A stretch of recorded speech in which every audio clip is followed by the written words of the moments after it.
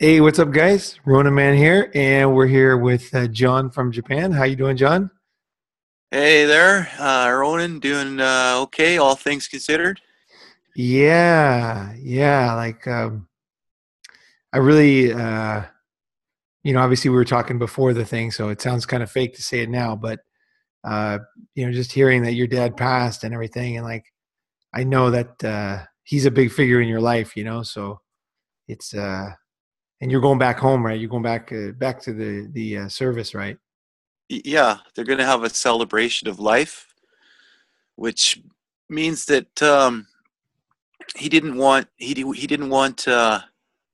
I think it means that he didn't want people to be all traditional crying and old school funeral. He just wanted people to be happy and celebrate his good things, talk about him in a good way, which Right, which I think everybody wants. right. Nothing worse, and also timely in a way. His generation, the ones that were like 10 and 12 or whatever, born during the war, those guys are going to be passing more and more. So I think it's a timely topic. So if I can help out here on the Ronin channel as well, it's very cathartic for me too. Yeah. No, that's why I thought it would be a great topic because the thing is, so strange is that I was planning an episode last week and I posted a couple links on Twitter about funerals. And I was thinking about funerals and I actually looked up these images right here last week and I was all ready to go. I think it was like last, I don't know what day it was, last Saturday or something.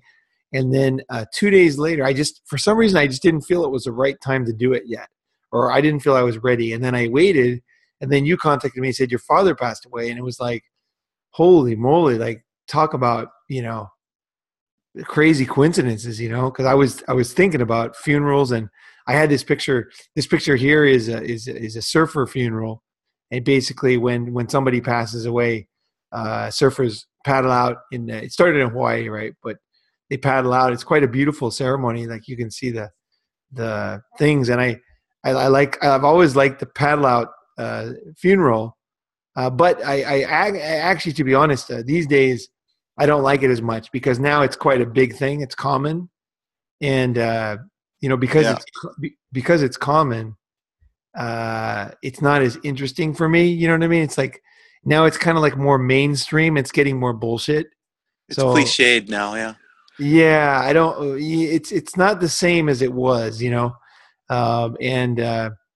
we'll talk about these ones here, but about your dad, like is there anything you'd like? Do you want to start it now, or do you want to go into it later as we go through the podcast, or Well, something? I'll get what my thoughts are, and they might be abstract, but you can question me on them. But it's not. It's for one. It's he lived almost hit his 84th birthday.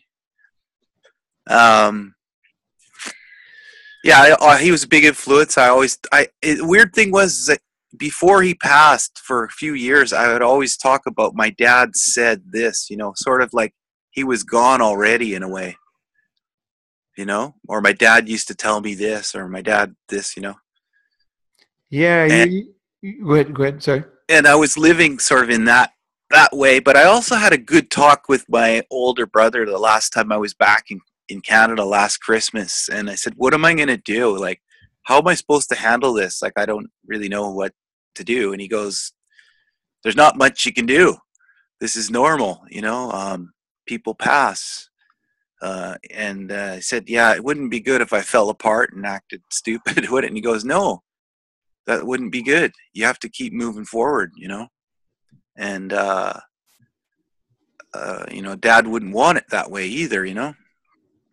Well, when a man's father died, it is a heavy thing. It's a that truly is one of the real passages in life. Like there's nothing like your parents, you passing away. There's nothing like that.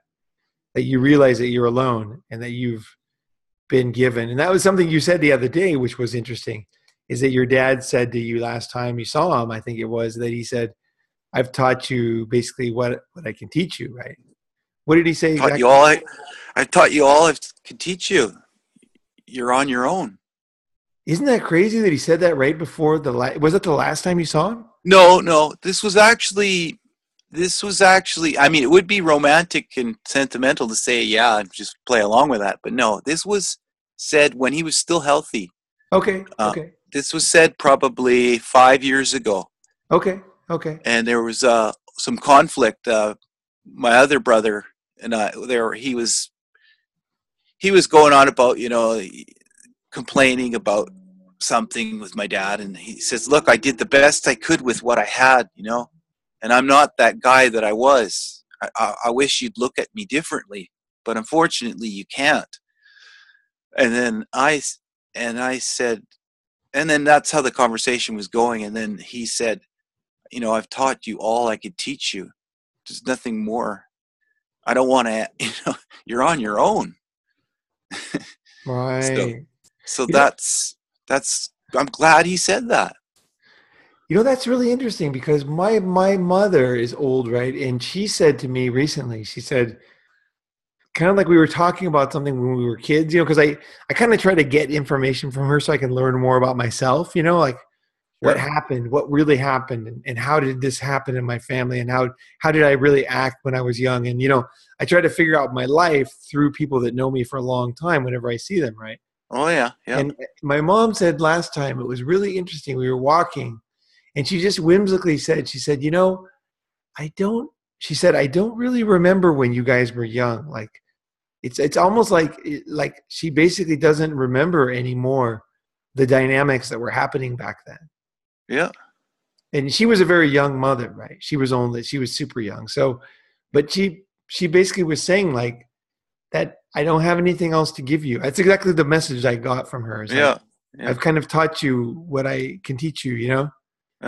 and it was a heavy thing actually. Right when she said it, I knew what she was saying. I knew it was kind of like you're on your own. Like Yeah. now it's you. Yeah.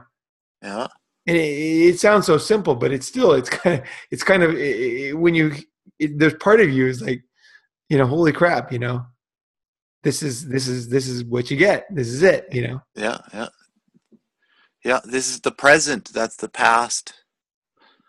Yeah. I know Yeah. your dad, you have four brothers and sisters or brothers, sorry. Three. And There's three of us. oh, I thought there was four. Oh shoot. Okay. There's Sorry. three of us. And then my mom passed when I was 7. That was a big deal. Oh yeah.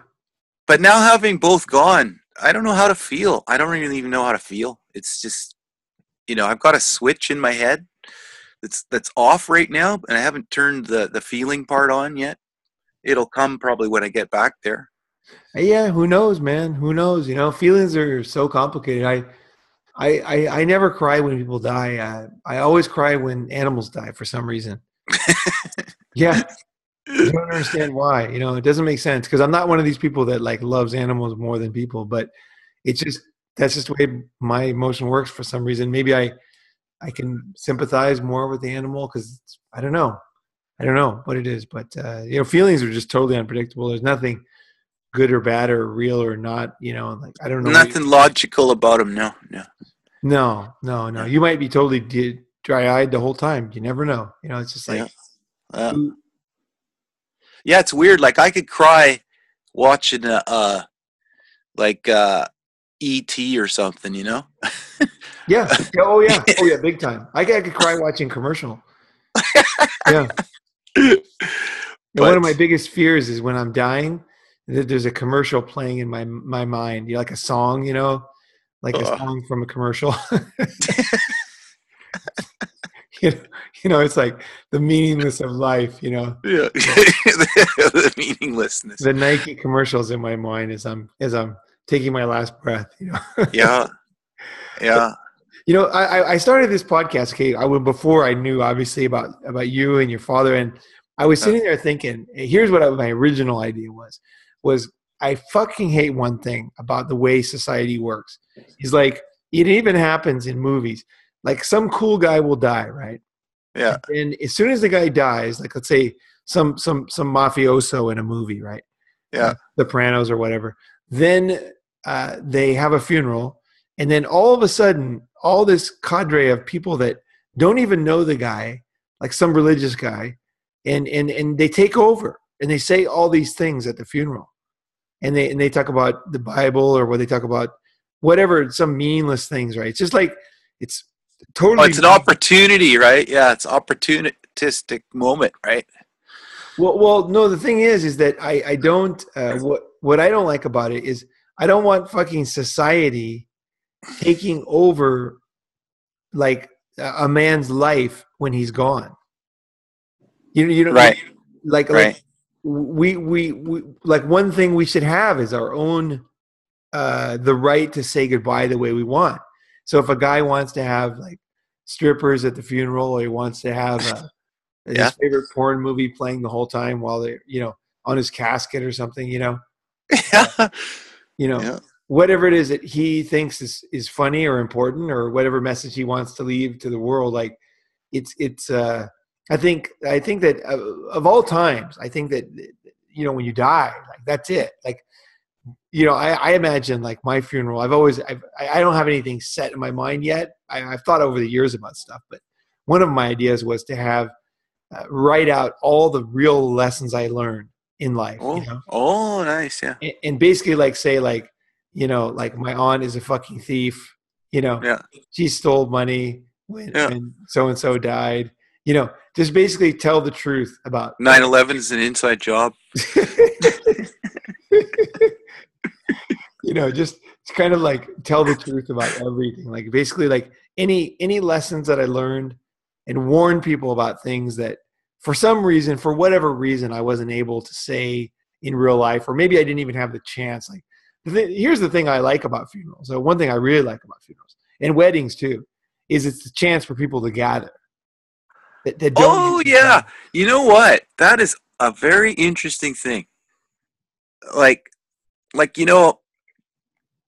everything in life is basically a wedding and a funeral. You know what I mean? Like, it just seems that way. Everything is like a start and a beginning, or a start and an end. Oh, Or okay. you know what I mean? That's the way I look at it now. It's it just feels like that, yeah. And then that's when, yeah, you never see people except at weddings and funerals, right? Yeah, well, like my grandfather came to my brother's wedding, right? And my grandfather on my mother's side, and he was a cool looking guy, but I never, he's my grandfather. I didn't really think about it, you know what I mean? But Yeah. then we had the pictures of him. He had this like white suit on and these black shades, right? And so then I was showing the pictures of my brother's wedding to some chicks in Japan, and they were like, "Holy crap!" They're like, "Your grandfather, is he a movie star? Like what does he Yeah. do? And I was like, "No, he like lives in northern Minnesota, like in a town of 500 people, like you know, and fixes his own cars and stuff, and has a huge gasoline tank with 10 million gallons in it, and he's the opposite of a movie star, and." But from the girl's perspective, and I looked again at the pictures with a different view of him, and I thought, Sure. God damn, my fucking grandfather was a goddamn cool guy. Yeah. Like, and he was one of the most important people in my life. I'll talk about him at some episode in the Yeah. future. And I Yeah. have dreams about him actually after he passed away. Like, he's one guy that I'll credit with changing my life, being super important. And Mm-hmm. and so like the only reason why I had that picture is because there was a wedding, you know. Mm-hmm. Mm-hmm. And so a funeral or wedding is a chance where you get to meet people that they're never going to come to your like, gala or fundraising thing, or Yeah. when you open a business, they're not going to come. But Yeah. It's just like two times, that's it. yeah, they might come to a wedding or a funeral, right? You know, so It's the truth. It's the truth. And I think it's an opportunity. Yeah, it's definitely a great opportunity. yeah. So so I was going to say, like, here's the paddle outs, right? And they're cool, right? They were really cool. Like, they're very pretty.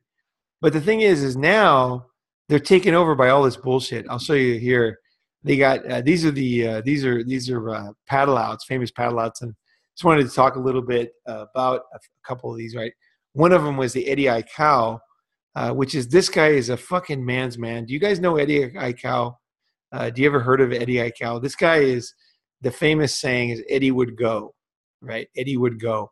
And Eddie is so unique because he was an interesting guy. Actually, here's the thing, John. It's before the podcast, John and I watched a video about him, right? And now I knew all about Eddie Aikau because I'm a surfer. Like, I'm a surfer from way back. And so I grew up hearing about Eddie Aikau, but I've never seen a movie about him. I've never read a single word about it. Everything I know about him was handed down by surfers to me. Huh. That's the interesting thing about my knowledge of Eddie Aikau. And so what I knew about Eddie was that Eddie, okay, surfers are fucking cool, man. There's a reason why it's on fucking TV and movies. And if surfing is fucking soulful, man, it's like amazing. But the Eddie Aikau tournament, right? Surfing tournament. It's only held when the waves are a certain size. So they've got to have 20-foot faces, 20-foot backs, 40-foot faces, right? So basically in Waimea Bay, North Shore, right? And so the thing is that's the way any surfing contest should be, right? There shouldn't be, we don't have time for bullshit in this world. Like, you should only have a contest if the waves are good. That's the whole thing. A surfer's whole life is surrounded around finding good waves. Like, you can't make bad waves good. It's not like skiing. You can go skiing and the mountain's always there. Sure, the snow is going to be a little bit better, a little bit worse, but it's different because the waves are so different every day, depending on if it's a north shore, south shore, if it's onshore winds, offshore winds, if it's a reef bottom, if it's a sand bottom, if the sand has shifted, if there's side winds. There's so many things that can affect that wave shape and size, right? And when a wave is perfect, when a wave is like hitting a certain place perfectly, it's like, that is the shit. I mean, that is fucking what surfers live for. And then once it's there, everything's on the goddamn line. Like, there's no more talking. There's no more. The thing I love about surfing is you can't say, oh, I missed the surf because this, or I was too late, or I paddled to the wrong place. You have to be right there at that spot where that wave is taken off, and you got to catch that wave right in the pocket, basically, right where the power is. And you can't be in front of anybody else. It's called hopping somebody. You can't hop in front of somebody, and you have to do so many things right, and everything comes down, and you have to be ready. So you're like this guy who looks like you're just a typical guy in the ocean, and the next minute you're a fucking superhero, right? Or you're a fucking dunce, right? It all shows in surfing. It's black and white. And also, you got to get along, right? Oh yeah. There's all that. You got to stuff. get along. There's the soulfulness. There's get along. There's the ocean. There's dolphins. There's so many other things in surfing, but this is the fucking testosterone part. It's like you. It's like a battle or something. It's like it can't be planned, right?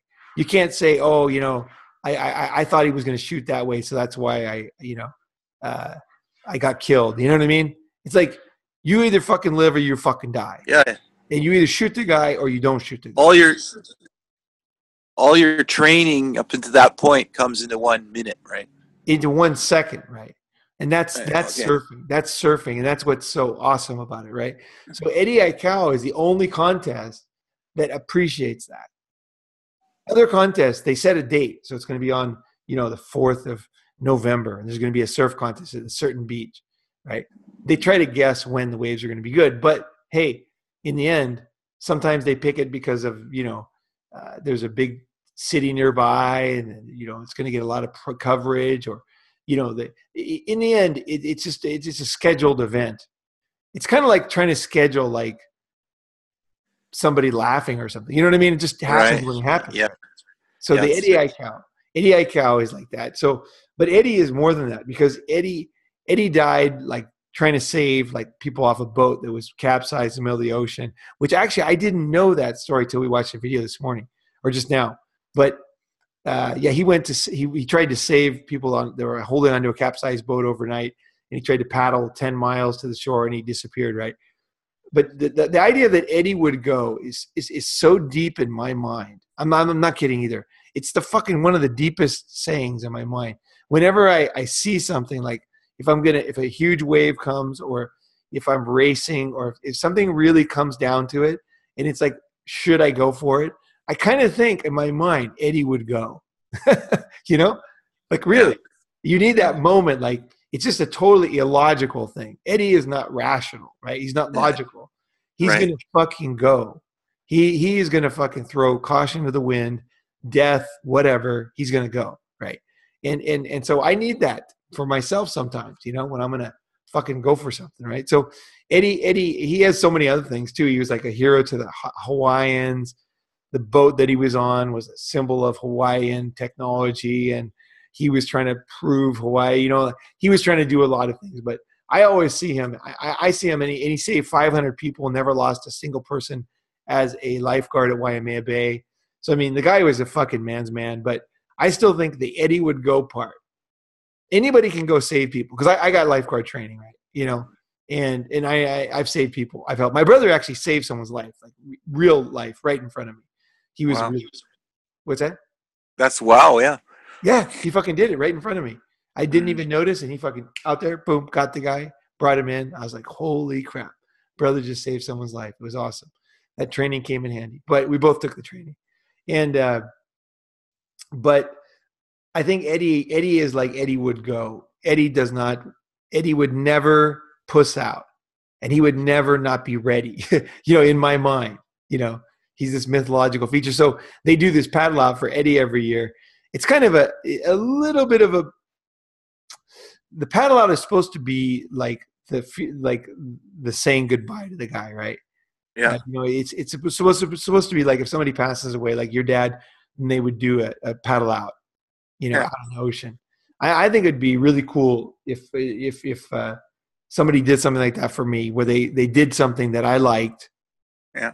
and just kind of went out there and just did it. You know, I don't think that the kind of idea of people drinking or porn that wouldn't get me excited, but I don't even know what it would be. Actually, you would probably know better than me what it would stand for me, but yeah. So there's different reasons for paddle outs. And here's a whole bunch of them. These are like famous paddle outs, but these happen in my hometown like all the time. Whenever anybody dies now, they do a paddle out. Yeah. Yeah, yeah. Mm-hmm. And so whenever you see a group of surfers like with their boards all facing in the middle, that's a fucking funeral. Yeah. That's or I don't know if you call it a funeral or a memorial service or whatever. Yeah. It's part of the whole No, saying goodbye. a celebration, maybe. Yeah. Celebration. So here's one type, and there's a lot of different funerals. And when do you want to talk about your dad, or when do you want to? Oh, yeah, I'm fine. Yeah, go ahead. Yeah. Yeah, So, hit me with anything that's going on in your mind. You know, your dad passed away. I know you respected him so much. And well, being 9 hours away, those were some thoughts. You know, when he was getting closer to death and stuff, and but also now, like I got to catch a flight back and making those arrangements, take a time off, and also having some feelings like fuck it, you know, why don't I just stay there, you know, and you got a bunch of feelings rolling through your head, memories, good memories, bad memories. The guy came from pretty humble beginnings, and yeah, and then the different opinions, like how I felt about him, how my brothers felt about, like the same, like looking at the story, it's interpreted a different way, right? well, let me interrupt you there. That is a very interesting one there, and I actually have been studying this one a bit, and because me and my brothers and sisters have different viewpoints on someone in my family, and I found out that it's very common for siblings to have very different views of their parents, and the reason is because the siblings are different ages. Yeah. And so let's say somebody had like a drinking problem, right? Yeah. They were an alcoholic, Yeah. and they might have had their worst days in that person's, one of the kids' crucial time, like junior high school. Right. So like if in other words, you could have a really drunken father who's a total maniac when you're like 2 months old, and it Yeah. wouldn't bother you at all, right? Right. You wouldn't remember it, right? Yeah. Up to 2 years old, from 2 months, or it could be in junior high, and then you feel like the guy's the devil, right? You know, Right. That's true. Like, so I'm the youngest. The eldest got the brunt of because being the firstborn, I think you're pushing that kid harder than the last ones, right? yeah, and then he's going through different things. He's got different jobs and different stresses, and he's different age and Yeah, everything. yeah, and he did a lot of stuff. Like I know like when my mom died, he had to take over my dad's business and be a man way before he was a man, running the store and stuff. Right, I think that's he had to something. be my dad in a way too. Actually, that's another thing too. He was my dad in a way. Like even his name. I mean, yeah, I caught myself kind of wanting to call my older brother dad. It's weird. Uh-huh, uh-huh. And yeah, he was the dad for a while because my dad was, drinking like a fish there for quite a while. But he straightened out when I was in junior high, so I got a different view of him, right? Yeah, exactly, and that's something. When you go to the funeral, it's a great opportunity to really find out where your brothers, how they view him and why, because it'll help you to get a better perspective on who he really was. Yeah, Like, yeah. Maybe I just want to look at the good side. well, no, no, no, no, no, no, no, no, no, no, no, no, no, no, no. That's not what I'm saying at all. I'm saying that you're a real person. You're very sensitive, you're intelligent. You have your experiences with your dad at the Yeah, age that he was. But your brothers have different experiences, yeah, even from the same guy. And yeah. so that's the key, is not to not trust your own like judgment, but to like trust your judgment, but also to trust your brother's judgment. And then realize that those two things can be completely different based on their different experiences, because the father's different age and Right, going through different things. Like I was in junior high when my dad had a serious drinking problem and used to have 2 week blackouts. He wouldn't remember anything. And then he would come home, beat me up, and he wouldn't remember it. Even to this day, he doesn't believe he did it. Right. right. And so I have a certain viewpoint of my dad, whereas uh, my sister, who's older, she has a very different viewpoint than I do of him, Right, because she was already like late in high school. She was already not spending time at home. She was already on her way out. Right. right. And so she has a different viewpoint on him. And that's interesting for me to hear that. And I think part of like, here's the basic thing, man. I think that this shit is super important, and you cannot fuck this stuff up. This is my opinion, a really strong opinion on this. I think you only have one chance. And so when it comes to your own father and your own life, I think it's super important not to let any small like character defects that we have get in the way of understanding this kind of shit. Like, this shit is too important. You can't let I can't let my own smallness or weakness or willingness to see something the wrong way influence something this important, because this is what guides my ship for the rest of my life. My understanding of my background and how I was raised, I think it's super important to be really super. This is like where you just cannot let any kind of pettiness get in the way of this one. I think that's like a major, major mistake, because the lessons that I learned from how I was raised, from who I am, from my background, they're my gold, man. They're my fucking diamonds. Yeah, yeah, yeah. And also like I think that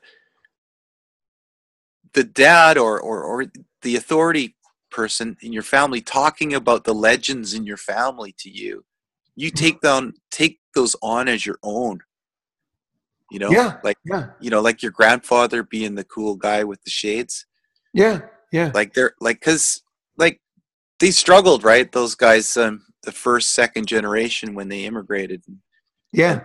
talking about that struggle, and even how they brought over wives after the war and they couldn't adapt, and how one guy was fussy. He was really he was really very fussy, and that related to the culture, the the the Germanness of the background or something. All these things we take those on as okay. I'm trying to figure out who the hell where my parts come from.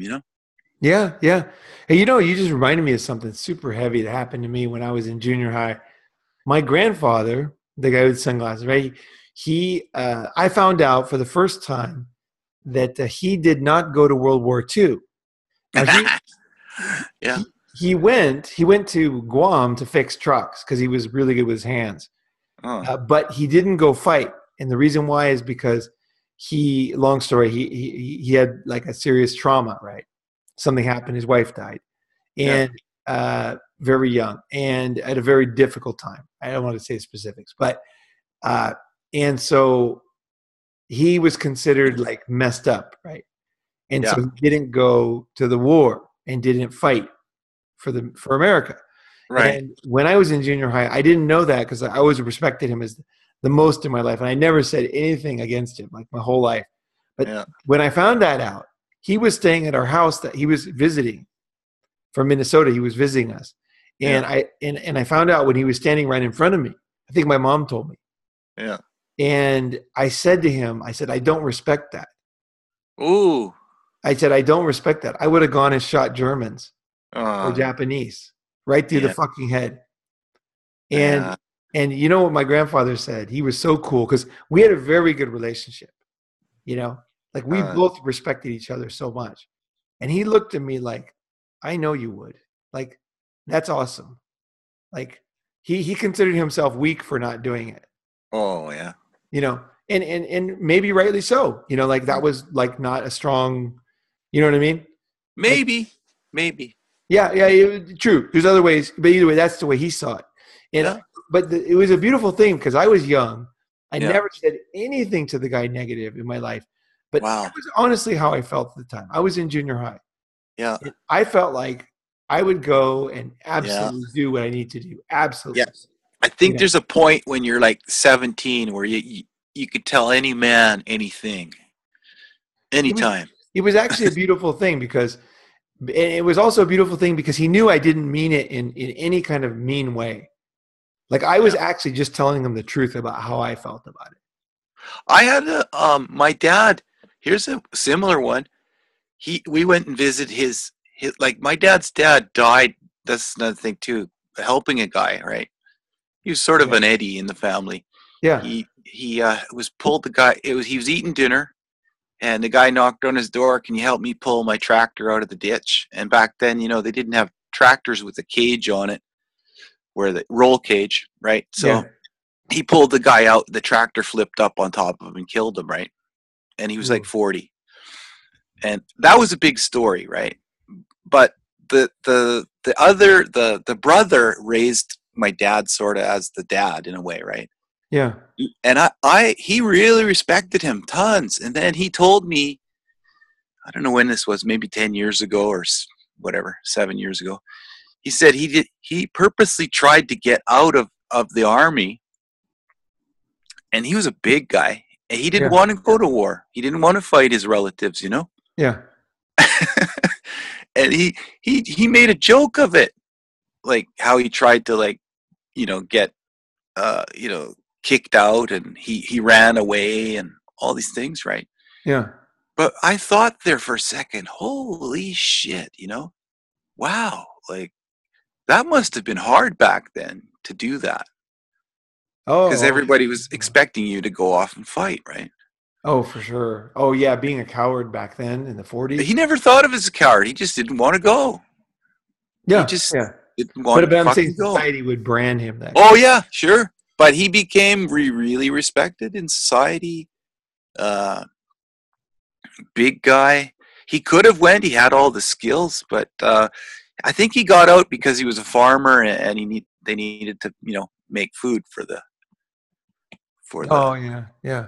So he got out that way, but I think but the cool thing is that when guys talk about stuff like meaningful stuff, right? yeah, Is that they don't get all emotional. Like they're so logical. Like I love it, Like I said that to Mhm. my grandfather, he looked at me with respect, and maybe it was the first time, because I was actually saying what I thought, and Yeah. also I would do it, and even today, like I still consider that I would go, and even though parts of me doesn't believe in the state and doesn't believe in a lot of Yeah. things, I would still somehow consider it the right thing to do, for me. But those two things, right? There are actually three things going on there. There's respect for you and each other as individuals, and then there's a respect for your idea.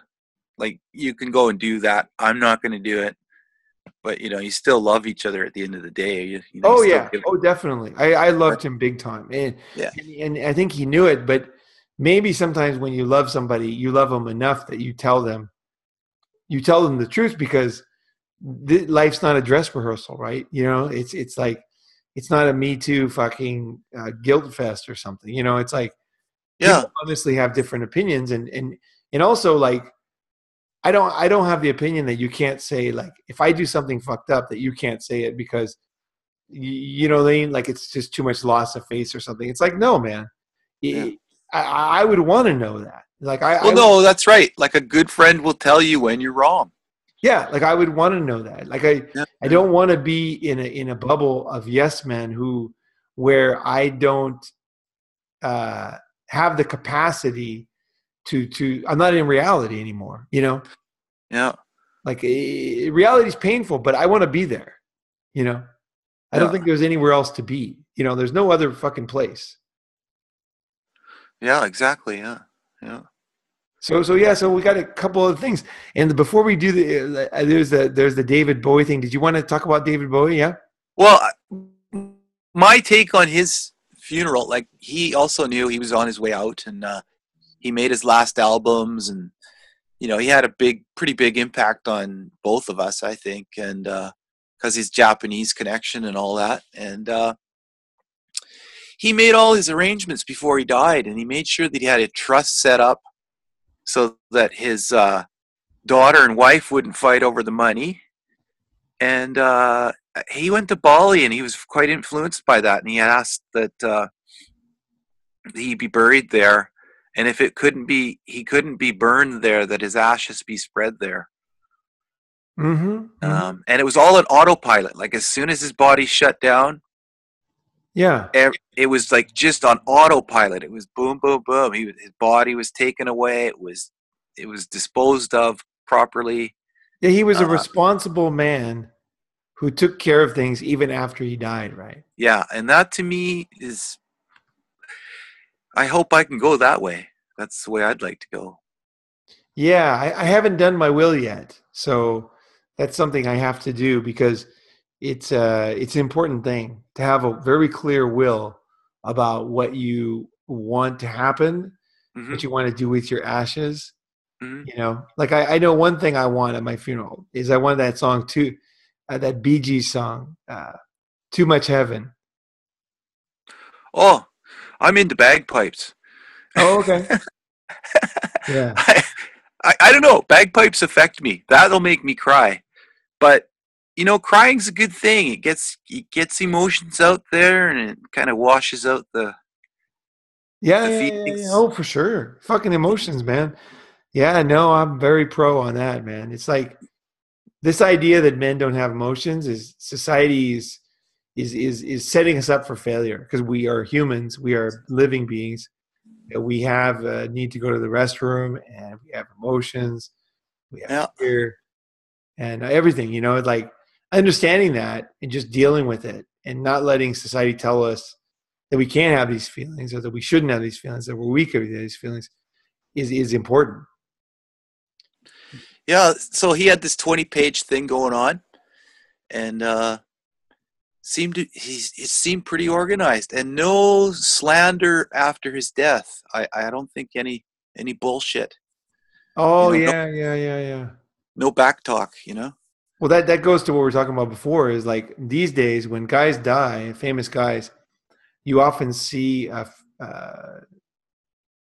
it's often women. I've never read it being men. I'm sure there are some men that have done this, but I often read that female celebrities, especially, will take to Twitter and diss the guy right after he died, you know? Yeah. And I've always thought it never happened when I was young. Never. You never heard anybody doing that. And now you have people outright just dissing a guy, people who don't Yeah. even know the guy, you know? Yeah. Yeah. I want to have a very honest funeral where I never want some motherfucker to take control of my funeral. Like, I don't want some priest. I don't want some crazy woman. I want like honest stories about myself. I'll make an exact list of what I want, but Well, basically, yeah, I mean, like you could do what this Bowie did. I mean, 20-page article on how it's supposed to work out, you know? yeah. Exactly who to give the money to, and if they don't do this, they don't get the money. Yeah. Yeah, Yeah. so that people don't get jealous and don't get crazy, and you don't need a lot of lawyers. Yeah. And Yeah, no 'cause back talk. And if there is any back talk, your ass will be sued to Kingdom Come. yeah. Well, one of the most famous stories of all is King Lear, right? Shakespeare, Right. and Right. that is basically about this very topic, which is that when you die, you have to be wise about how you go. You know who you give the money to, how it's organized. The story of King Lear, in a nutshell, is that he had 3 daughters, and he had his favorite daughter, but instead of just saying, "Hey, I want to give most of it to her," which actually, looking back, would have been the smart thing to do. Yeah, he said, "Whoever like loves me the most, shows me the most love," right? So then it's just a lie fest for the other women, and his 2 other daughters just started fucking bullshitting and saying this. And then the daughter that really did love him, she saw this as totally garbage, right? So she's like, "Well, I love you like a daughter, right? Yeah, as a daughter should, right?" That's basically what she said, and that's an honest thing to say, right? But he's old, he's fucked up, and so he thinks that it's not very, it didn't move him, right? So then he basically banishes her, right? And Yeah. it causes, like, in the end he figures it out, and she gets married, because some guy sees her virtue in the fact that she was honest, and he could see that she had the obvious monetary motivation to lie was right there, right? But she didn't. She was honest, and that caused another guy to think, hey, this is a pretty cool chick. So he marries her, right? King of France, right? And then it goes down the whole story. It's just like one nightmare thing after the other. And then finally, in the end, uh, Cordelia, the daughter that he did like the most, right? She's going to be executed, right? So he orders her to, like, he figures out the other ones are total bitches and they're poisoning each other, killing each other, the 2 daughters. And then he's like, get me out of here, right? So you get me your Cordelia. And then they order her execution stayed, but it's too late. She gets killed. And then he sees her dead body and falls over her and dies. That's basically like the end of the story. So it's like, here's a guy who was a great father until the end, and then he just made a very foolish plan and ruined everything. Ruined the love of his daughter, got her killed. Essentially gave a flamethrower to a pyromaniac with his other daughters. They were not nice people, but at least if he wouldn't have given them the situation, like if you don't leave your wallet on the table, then the thief can't steal it, right? Yeah. Yeah. So the lesson learned here is have your stuff sorted before you go. Have it sorted and have it sorted wisely. Mm. And Like, change it as much. Change it all the way until you can't change it anymore. Yeah.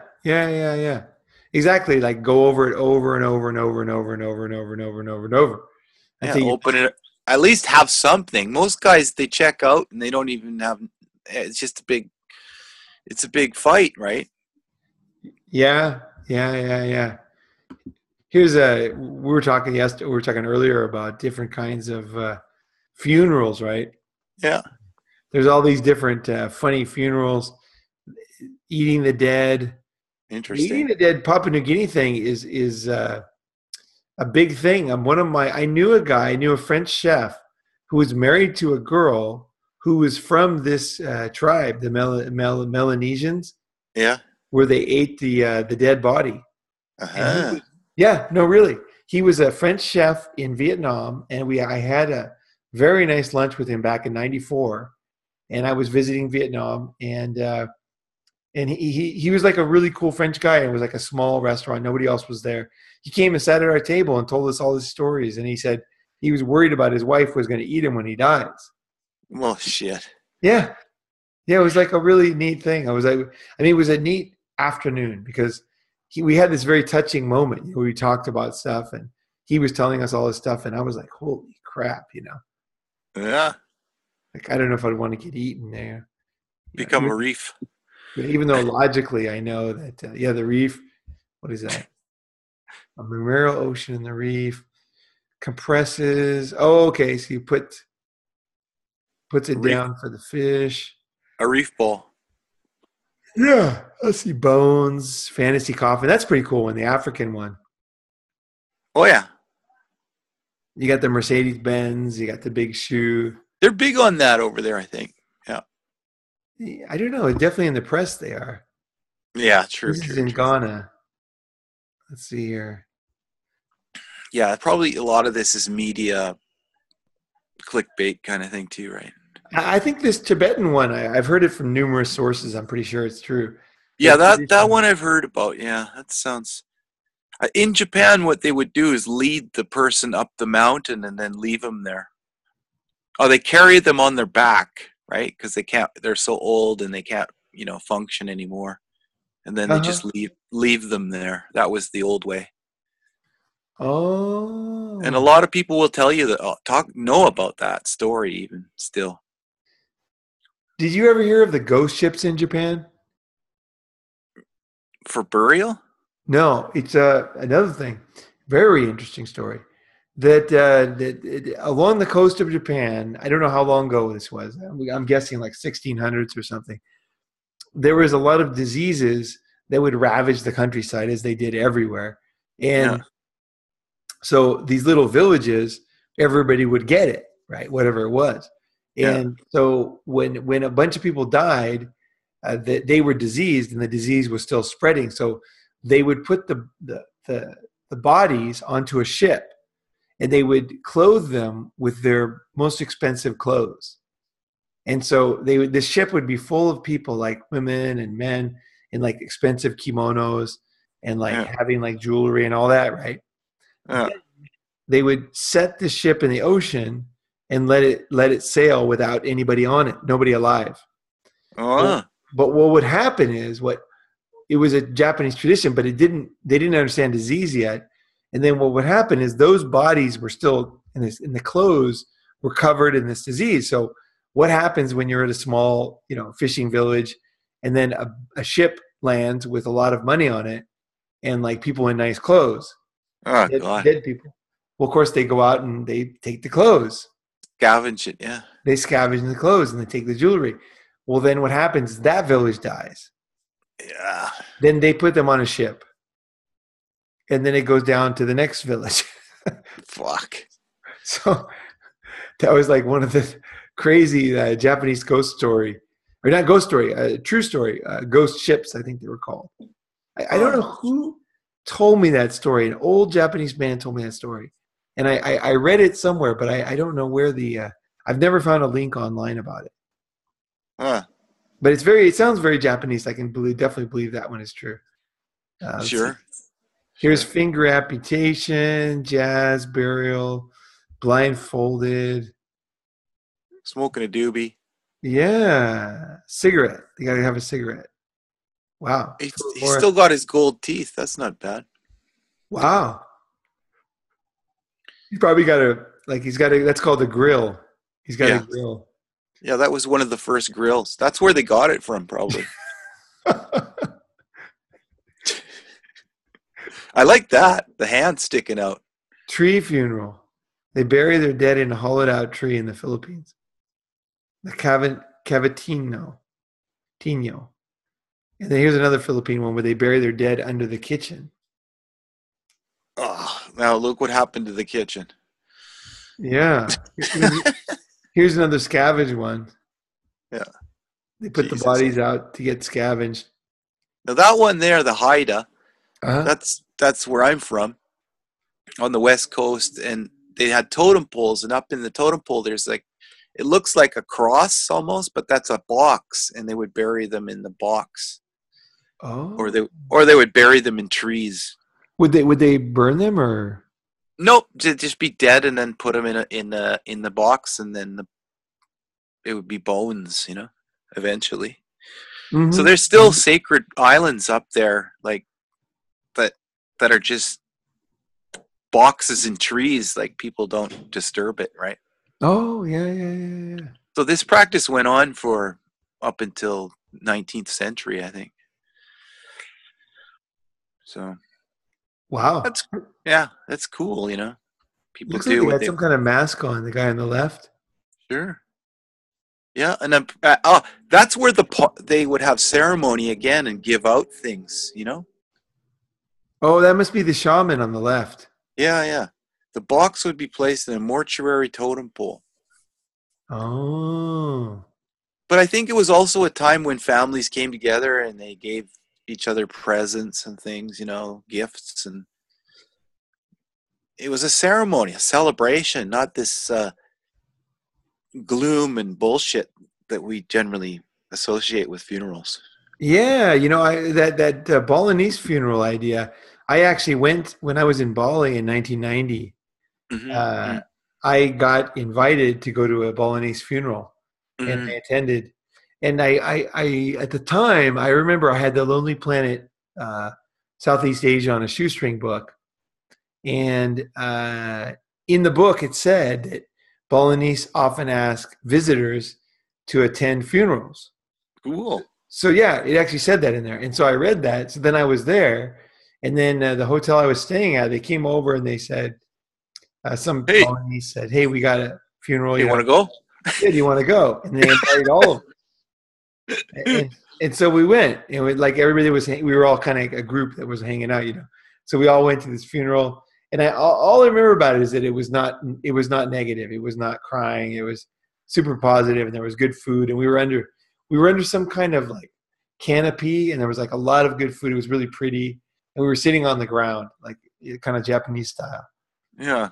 and it was cool. It was a nice day, and it was like everybody was super nice to us, and we ate like Yeah. crazy. I think that, that's really the way I'd like to go, is in a celebratory manner, people saying, "Hey, thanks for the party." Uh-huh. And that's it, you know. Right, right. I can say this. I don't know what I want them to do exactly, but I Yeah. know what I don't want them to do. Yeah, yeah, yeah. Okay. Yeah. What I definitely don't want is some SJW standing up and saying a bunch Purple hair. yeah, Purple. meaningless bullshit about me. Not even about me, just about general, about death and about life. And like, I don't want any idiots at the funeral. And I think one thing is there should be some kind of a gong. Like, you remember the Yeah. Gong Show? Oh yeah. You got the gong, and the guy, if anybody hasn't seen it, like, it's Yeah. like, they go out there and they perform like America's Most Talent or whatever it is. And then Yeah. when they suck, they would come and gong, and then the guy would have to leave, right? Because he Yeah. lost. And Yeah. I think there should be some kind of a gong at my funeral. Yeah. If anybody starts talking shit, anybody can go up and gong the guy, and then he's out of there. They pull Yeah, them out. They have armed guards. yeah, yeah. Just a laser. Some poison dart, something. Wicked. Wicked. Yeah, just like out of here, no bullshit. Like, get out of here. Yeah.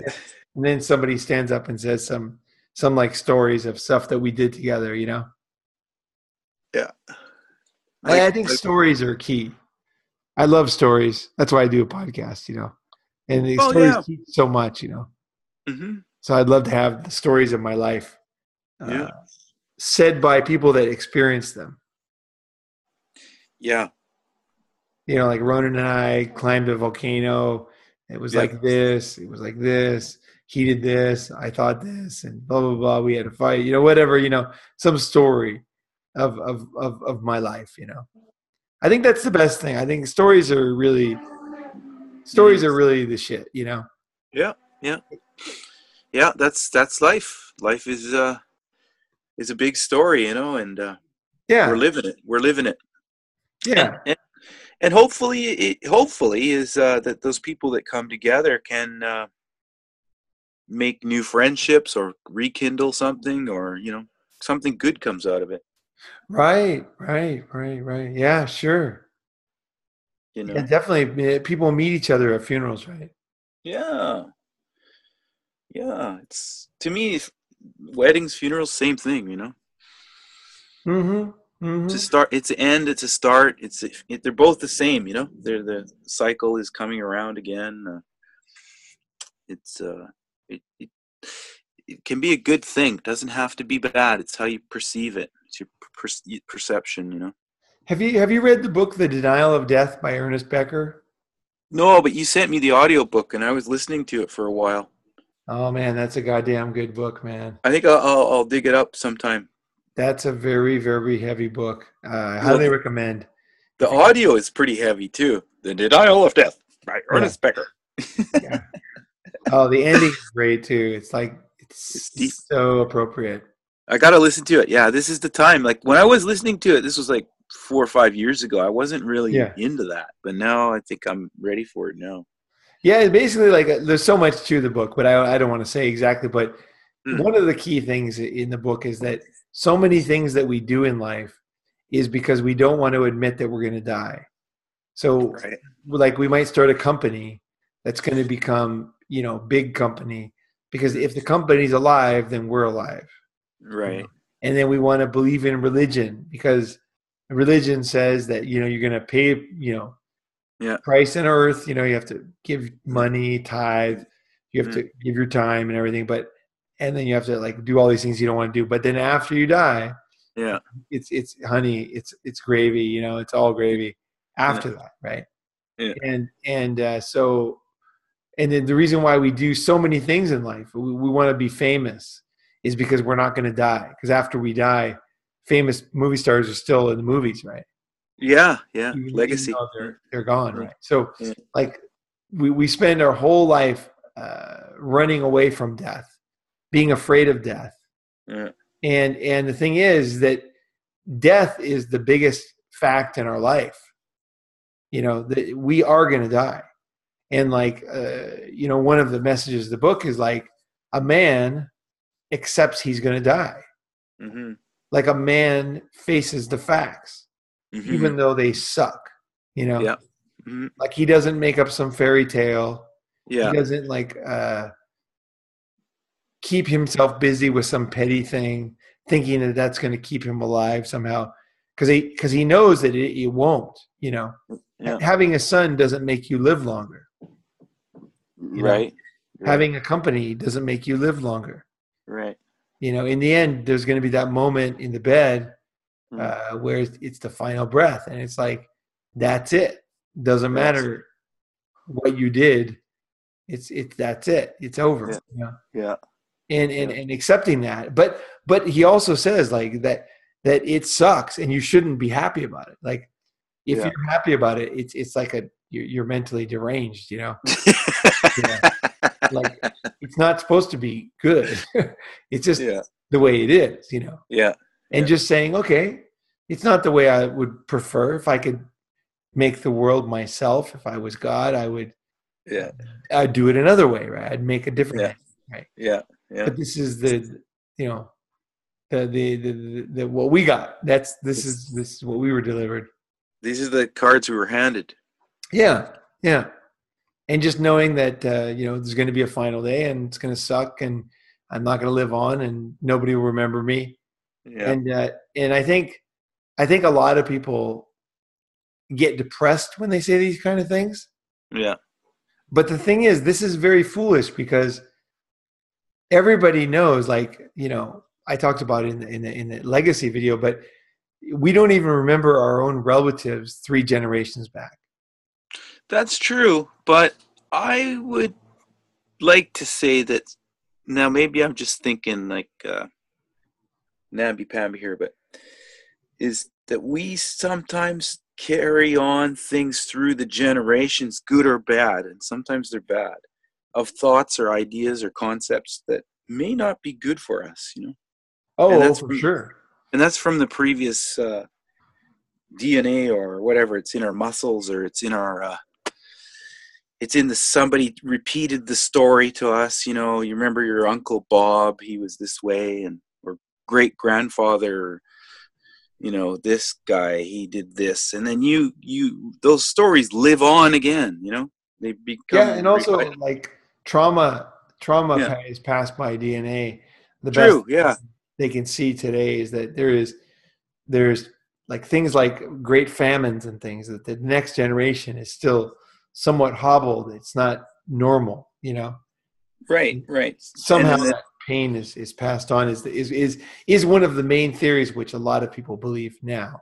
you might be a pack rat or a hoarder, and it's because your great grandmother lived through the Depression, and she was you know and that got passed on through somebody's story that you heard, and you take it on as your own, like you were there, you lived through the Depression. You know what I mean?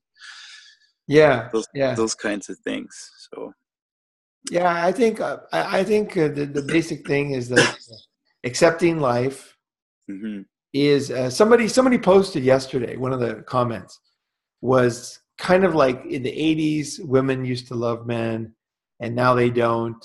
And then like there's two of his friends that committed suicide, and like it's hmm dark tunnel ahead is basically what he said.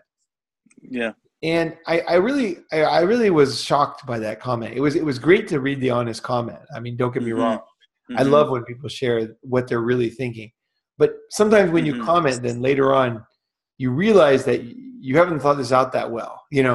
hmm It's how you feel at the moment, but then when you think about it longer, when you share it, then it gets kind of be that not abstract. It becomes concrete thing, right? Now you're saying this is right. true, and I think that what would probably in retrospect, what that guy might be thinking now is like, who cares? Like, why is it so important? Like why if women love men, like who cares if they don't? Like what's what I mean? Like it's like just who cares what other people do anyway? Like what Bottom I line. do, if you're Bottom making line. it work, it doesn't make it doesn't matter to me. Like if I think work is valuable and I should work hard because I think it's important, then I do it, right? Right. Right. But if you don't do it, it doesn't really matter, because Right. you have your own values, you're doing your own thing. Well, if other on the other thing is, like, if you're surrounded by people who keep calling you an idiot, eventually you're gonna uh, succumb to being an idiot. But if you're surrounded by people who are flying high and getting going to bigger and better things, you're gonna aspire to that too, right? Oh, sure. Yeah, absolutely. Yeah. So that's the who cares moment of who loves me or doesn't, and who do I surround myself with? That's the most important thing. Who do I share my ideas and thoughts with? Yeah, And that, and do I share honestly who I am, and do I search for the truth in my life? hmm That's something I always want to do. I want to search for the truth. That's like the thing that's one of my highest values. Whether it's happy or not, doesn't matter. I want to know the truth. I always want to know the truth, and I'm always relieved when I find out the truth, hmm even hmm if it's like something I didn't want to know. Sure. Because I think the reason why I say that is because I honestly think that humans are super smart and that we already know. So if like we find out that somebody doesn't love us or something, it's like we already know that. hmm So why is it the pain that we're having by covering it up is added on to the fact that they don't love us? We got two pains now, you know. Whereas if you yeah. only have one pain, and then the other pain, instead of pain, the other feeling you have is that you're kind of the man because you did face it and you didn't puss out, and you see all these other pussies out there, living shitty lives because they can't be honest. It gives you this confidence. You say, I did it. It wasn't fun, but I did it, and I'm hmm willing to do it again. hmm That's hmm that gives you more confidence. So actually, you feel better than you would feel, if you didn't admit it. Mm-hmm. This is deep, man. Deep. I have to listen to this over again. Okay. All right. Yeah, sounds good, man. Sounds good. All right, John. Well, I better hit the sack here. And Yeah. anything, any like, what would you like to take it away? Close it up. Yeah. Okay. Well, I hope that we've opened a door for people to be honest about their feelings in life and in death, and that it doesn't have to be what, like you said, other people say it's got to be. We can choose. Still, we can choose even at the time of our death how it's going to be, and don't leave it up to other people to decide for you in your life, and also when you're dying too, right? Get us, yeah. That's my thoughts. So, subscribe. Click. Do something meaningless after this heavy discussion. No, but no, fuck yeah.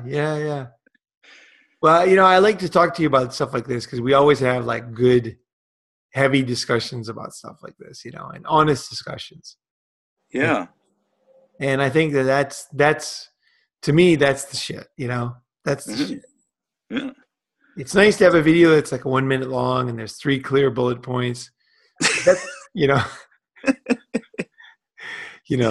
but that's not how a lot of stuff life is like death. It's like there's no clear bullet points on this one. Hey, who knows? Maybe 6 months from now, a year from now, I feel different. But I hope that we're on the right track, because I feel good I feel good about how everything's turning out, how the story's unfolding. I'm fine. I'm not just fine. I'm great. Well, that's awesome. And I think you're going to have a really good opportunity to see your brothers and your family for who they are. Yeah. And I'm guessing you'll be disappointed with somebody because you're going to see the real them, right? Yeah. And so the way I always look at that is like a gift, because one of the things in life is like you can surround yourself by people with false illusions all you want, right? But it doesn't make your life better, right? So no. It's good. It's good to come from far away too, right? I'm the guy, the lost sheep that went far, coming back. And well, I mean, like with money and stuff, sometimes people like, oh god, that's stupidity. money. Yeah, I'm gonna be really honest about those things, definitely. Like if somebody is not honest with money, you're going to see them very clearly for what they are, and you'll be like, who cares about the money? But I don't want to spend time with that person, Yeah. So no. When it's all good. Yeah, it's like King Lear, right? Totally. I have to read that too. I'm gonna have to go over this just for my own education. I gotta listen to this one. Oh, King Lear is a really great story. Like a lot of Shakespeare's stories are stories that men should read. Like men should understand. Like this is a key part of being a man. Is like that when you leave, right? Is that the people that you love are taken care of. You don't leave them in a world of shit with lawyers and everything. Vultures. Yeah, backstabbing and people spending money on things that they can't afford, and lawyers sucking all the money out of the whole. Ex-wives coming out of the woodwork. Yeah. That's not a good thing to do. No, that's just creating more havoc. Yeah, I mean, I think it's cool to write a decent will. I know there's a will software. I downloaded it once from, I think it was from the same company that does the tax returns. Yeah, they had like a easy will software. One interesting thing about wills, and I'm not sure if this is true in every location, so I don't consult your doctor kind of lawyer kind of thing, but you can write a will, as far as I understand, in some places, just on like a napkin. Yeah. Like it doesn't have to be like, it doesn't have to have like, you know what I mean? The seal of gold. You could do it like on a video and say, hi, this is me. I'm coming back from the dead. Ronin, man. You bastards. You get nothing. You get nothing. And you also get nothing. And the dog over there, he's going to get it all.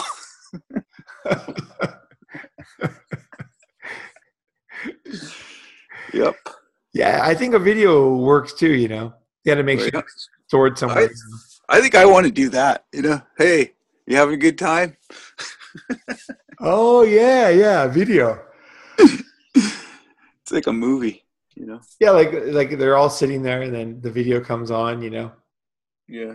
Hey, Well, you asshole. you know, I have one last thought about it is, you know, when you spend your life, like, say, doing things that people want you to do. Yeah. So your boss and, you know, your supposed friends that don't turn out to be friends. And then, you know, somebody that you met in a fucking, you know, restaurant and all these people that like cause you to do things you don't want to do and go places you don't want to go and buy things you don't want to buy and try to impress people you don't want to impress. I always remember that very few people go to a funeral. And so like one of my friends, a girlfriend from Japan, she had this father she talked about so much, and he was so into his company. He worked for Dentsu, the advertising company, back in the heyday when Dentsu was, you know, super powerful. God. And, he always talked about his company and his coworkers, but then he died of cancer. And I asked her, I said, because she had all these years she'd been telling me about his relationship with all his coworkers, right? Yeah. I said, how many people came to the funeral? His coworkers. And she looked at me like in astonishment. She said, none of them. And so he spent his whole life thinking that his coworkers were so important. Yeah. Now, I'm not saying that just because they didn't come to the funeral doesn't mean they're valuable. I mean, no. Life's lived in the moment, and if they didn't come, there might be a lot of reasons why they didn't come. They might be dead themselves, you know. But the fact that nobody came, you know, so he wasted his life chasing a ghost, you know. Right. I really don't want to do that. No, you know? no. Like I enjoy coworkers and things like that. I'm working on things, but at the same time, I always remember the story of that guy who his you know, the people that he joined the company with in Japan, that's so important, you know, the same year. Right. Like nobody came. Wow. It was just his family, his two daughters, his wife. Yeah. You know, and I don't even know if any of his friends came. It was like a very small funeral. They put him at the, there's a little place to put your ashes near Yotsuya Station. Oh, wow. Yeah. But, you know, that's the reality, you know. And so I think the more you know in advance, you know, it's kind of like if you could go back to high school, how would you act differently? You'd act very different. Oh, yeah. You would know that it doesn't matter what people think about your haircut. It doesn't matter. You know, you'd think, I want to do this. I want to screw the cheerleaders. I want to, you know, learn that class that I blew off. I want to study super hard. Yeah. You know, I want to make sure that I go to something that you think was important. You know, you're going to look at it differently, right? So I think looking at other men's lives and other men's mistakes gives us better ideas about how we want to go. You know, so I'm sure that you're going to learn a lot from watching. My parents are both alive, so I'm actually really interested in everything. How all works. Well, I'll be ready. I'll be ready for you. I'm sure that like you're going to be like the one guy who's not afraid to say anything there. So I'm sure it's going to be good. Oh, I'll be the one who walked the path before you. Yeah. Yep. Oh man, unfortunately it's not a path, but he was 84 years old. So, you know, I don't know. Rest in peace. Is that having meaning to you? What has meaning for you? The song, the Neil Young song, Long May He Run. Long May He Run? Yeah, I think that's the song, Long May He Run. There's a Neil Young song. I like it. It's actually about a car. Okay. But I think it's called Long May He Run. There Long it is. May You Run. Yeah, that's how I think about that's how I want it. Okay. I'll listen to this afterwards. I won't play it now because Long May You Run. if you have proprietary music on your video, they Sure. That's the So, one there. Long may you run. all right. I'll definitely listen to that right when I finish.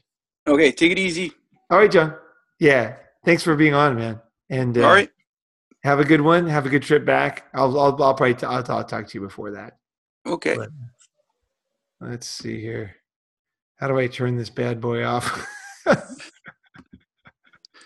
It's not showing up. There it is. Okay. All right. Now I got a chance to actually turn this thing off. All right, guys. Thanks for listening. And please share, any ideas you have about what like just the bullshit of funerals, the bullshit of weddings, like things that you learned, or if you saw a special wedding, or if there's something that you want to do, or if something that we said like inspired you to do something, like love to hear what your reaction is, because this one's a heavy one, This one's a heavy one. I don't like the way society does this one. Fuck society. You know what I mean? Mm-hmm. That's society's fucked. They're so dishonest with themselves. People can't even face the truth about anything. It's like if you can't face the truth about death, what the fuck, right? Well, I think we've straightened it out. All right. Take it easy, guys. Thanks for listening.